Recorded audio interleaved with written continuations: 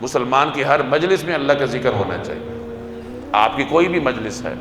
چاہے وہ کاروباری مجلس ہے، چاہے وہ ملازمت کے سلسلے میں ہے، کوئی بھی مجلس ہے،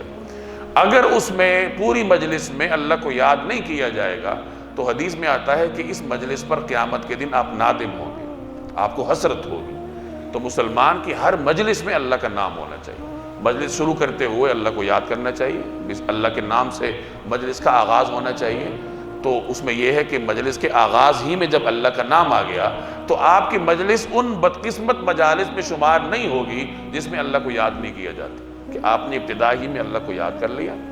اور پھر اٹھتے ہوئے مجلس ختم ہونے کی دعا پڑھ لی جائے، اللہ سے دعا کر لی جائے۔ تو اس طریقے سے آپ کی کوئی بھی مجلس ہو، آپ کاروباری ایگریمنٹ کر رہے ہیں، آپ کہیں کوئی لیکچر دے رہے ہیں، ریاضی کا درس دے رہے ہیں، سائنس پڑھا رہے ہیں، کوئی بھی کام کر رہے ہیں، تو اس میں جب آپ کہیں نہ کہیں اللہ کو یاد کر لیں گے، اللہ کا ذکر کر لیں گے، تو آپ کی مجلس اس بدقسمت مجلس کی فہرست سے نکل آئے گی کہ جس میں اللہ کو یاد نہیں کیا جاتا، اور پھر امید رکھی جائے کہ یہ مجلس قیامت کے دن میرے لیے باعث حسرت نہیں ہوگی۔ تو مسلمان کا کوئی اٹھنا بیٹھنا، اس کا چلنا پھرنا کبھی بھی اللہ تبارک و تعالیٰ کی یاد سے خالی نہیں ہونا چاہیے۔